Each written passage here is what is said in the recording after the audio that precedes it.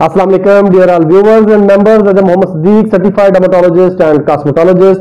और आज इंशाल्लाह ताला मैं बात करूंगा मोटापे के ऊपर। एक तफसीलन बात होगी जिसमें बहुत सारे ऐसे सवालात जो मैंने इन 3 सालों में इकट्ठे किए हैं अपने तमाम स्टूडेंट से, अपने तमाम मेंबर से, अपने तमाम क्लाइंट से, उनके आंसर करने की कोशिश करूंगा। 1 बाय 1 क्वेश्चंस को लेके चलेंगे जी। तो अगर आपको ये वीडियो पसंद आए और आपको समझ आए तो इसको जरूर लाइक, शेयर और सब्सक्राइब कीजिएगा। इसके अलावा भी अगर आपका कोई सवाल हो या आपको लगे कि इस वीडियो में इस सवाल का भी जवाब होना चाहिए था तो वो कमेंट जरूर करिए, मैं इंशाअल्लाह ताला उसके ऊपर भी जरूर आंसर करूंगा। पहला सवाल है जी कि मोटापा क्या है। मोटापा कोई बीमारी नहीं है जैसा कि हमें पढ़ाया जाता है, हम देखते हैं, हम सुनते हैं कि मोटापा जो है वो एक बीमारी है। तो ऐसा नहीं है। मोटापा बेसिकली वो एनर्जी है या वो रिजर्व्स है जो हमारा जिस्म हमारी खुराक से इकट्ठा करने के बाद स्टोर करता है ताकि बवक्त जरूरत जिस्म के डिफरेंट ऑर्गन्स उसको यूज कर सके। दूसरा सवाल कि क्या मोटापा नुकसानदेह है। तो जैसे मैंने पहले कहा कि मोटापा बेसिकली एक फैट, बेसिकली एक एनर्जी है जो हमारे जिस्म की खुराक है, जिसकी जरूरत हमारे जिस्म को होती है। तो जिस भी चीज की क्वांटिटी हद से ज्यादा बढ़ जाएगी, वो पानी हो, वो दवा हो, वो हवा हो या वो खुराक हो, तो बिल्कुल नुकसान देगी। तीसरा सवाल है जी कि क्या मोटापा अदवायात से खत्म किया जा सकता है। तो बिल्कुल भी नहीं, क्योंकि आप में से 99.9% जो मेंबर्स हैं या जो कस्टमर्स हैं जो भी फैट फ्री प्रोडक्ट्स इस्तेमाल करते हैं या फैट बर्निंग के लिए जो अदवायात का इस्तेमाल करते हैं, आप लोग ये बिल्कुल भी नहीं जानते कि ये मेडिसिन खाने से आपका वजन दिनों में कैसे कम होता है। क्योंकि ये मेडिसिन आपके मसल्स को डैमेज करती हैं और आपके मसल्स डैमेज होने के साथ आपको लगता है कि आपने दिनों में वजन कम कर लिया, लेकिन मोटापा या चर्बी या जो फैट है वो एज इट इज आपके जिस्म में मौजूद रहता है। इसलिए उसूली तौर पर आप अदवायात के साथ किसी तरीके से भी अपने फैट को बर्न नहीं कर सकते। फोर्थ क्वेश्चन है जी कि क्या मैं वेट कम करने का मशवरा देता हूं। तो बिल्कुल भी नहीं। मैंने कभी किसी को यह मशवरा नहीं दिया कि आप अपना वजन कम करिए।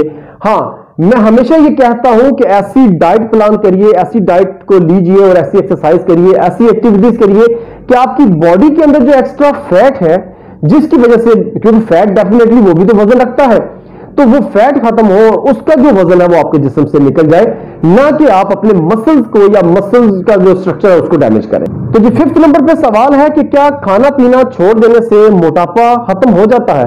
तो बिल्कुल भी नहीं। जैसे कि मैंने अदवायात के बारे में बताया, इसी तरह से जब आप खाना पीना छोड़ देते हैं तो हमारा जिस्म क्या करता है, अपने आप को ही खाना शुरू कर देता है, जो कि इंतहाई नुकसानदेह चीज है। और जब हमारे जिस्म में न्यूट्रिशंस और सप्लीमेंट्स या प्रोटीन्स जो हमें चाहिए हैं, जिनसे हमारी जिंदगी का जो स्ट्रक्चर है वो चलता है, अगर हम वो नहीं लेंगे तो उससे क्या होगा कि हमारा जो मस्कुलर सिस्टम है वो बड़ी बुरी तरह से डैमेज होगा।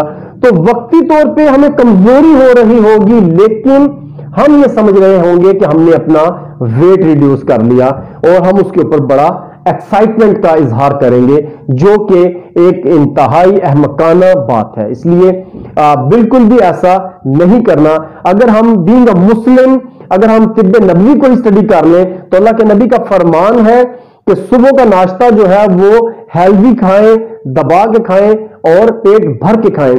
दिन का खाना हल्का खाएं, सुबह नाश्ते की निस्बतन कम खाएं। और रात के खाने के बारे में आपने फरमाया कि रात का खाना फुकरा की तरह खाएं। यह नहीं कहा कि ना खाएं, फरमाया कि रात का खाना फुकरा की तरह खाओ। अगर तुम्हें भूख ना हो तो चंद खजूरें ही क्यों ना हो, लेकिन खाओ जरूर। इसलिए, और इसके बारे में एक और बता दूं कि रात का खाना छोड़ने से इंसान ज़ईफ हो जाता है, जल्दी बूढ़ा हो जाता है।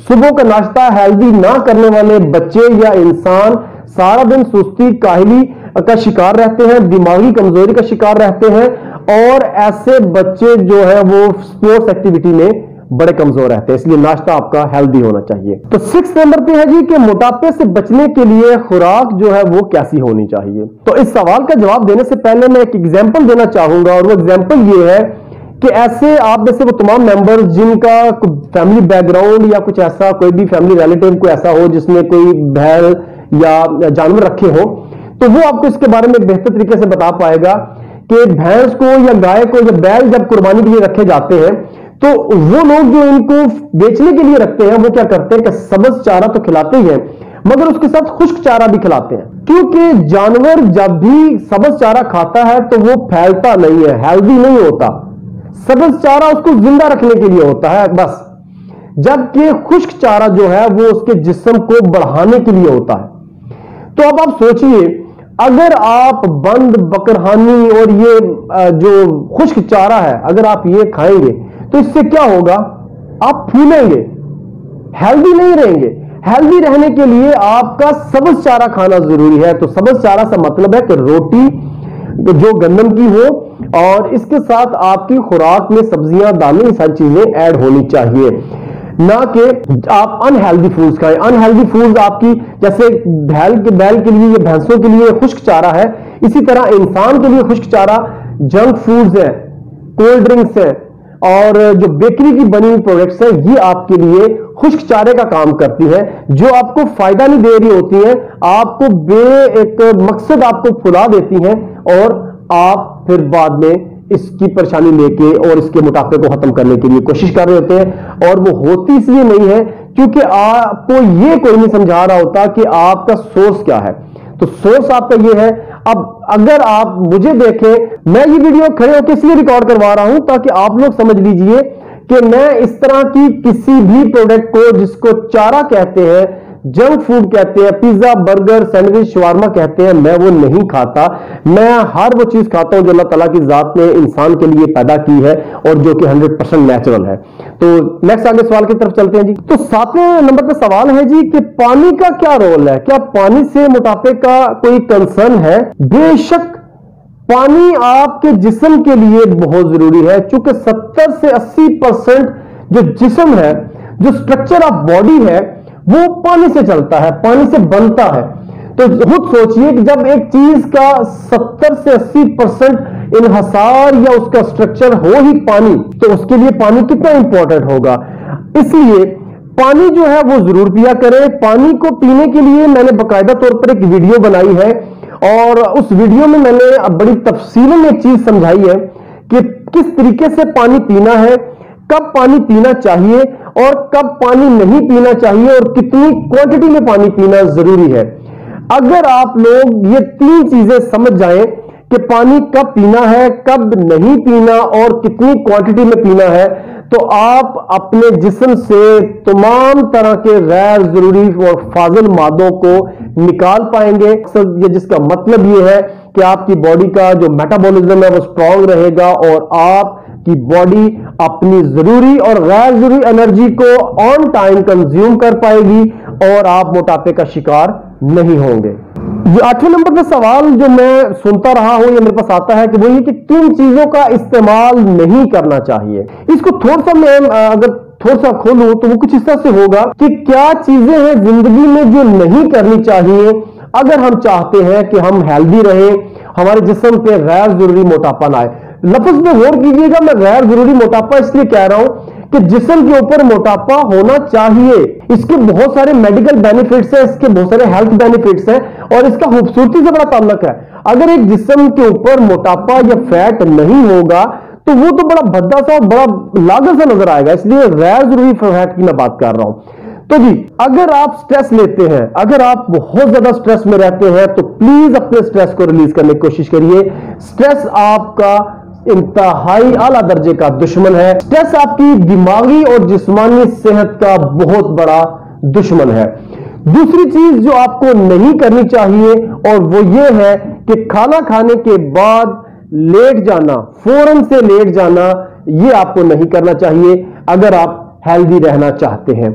تیسری چیز، غیر ضروری طور پہ کھانا کھانے سے یا پیٹ کو بھر کے کھانا کھانے سے اوائڈ کریے، چونکہ آپ کا سٹمک ایک ایسی چیز ہے کہ اگر آپ کا سٹمک ریسٹ نہیں کرے گا، اگر آپ کا سٹمک جو ہے وہ پراپر ورک نہیں کرے گا تو آپ کی صحت کے اوپر بہت برا امپیکٹ اس کا آئے گا۔ اس کے علاوہ آپ غیر ضروری طور پہ ادویات کا استعمال کرنا بند کریے، क्योंकि जो सेल्फ मेडिकेशन आप लोग करते हैं वो आपको बहुत हद तक डैमेज करती है, आपके लिवर को, आपकी किडनीज को और आपके स्टमक को। जिसका मतलब यह है कि अगर खुदा ना खास्ता आपकी किडनीज, आपका लिवर और आपका स्टमक अगर प्रॉपर काम नहीं करेगा तो आपकी बॉडी में गैर जरूरी तौर पर फैट का इकट्ठा होना बिल्कुल 100% कंफर्म होगा। नींद का इस्तेमाल, रात को लेट नाइट तक नहीं जागना चाहिए।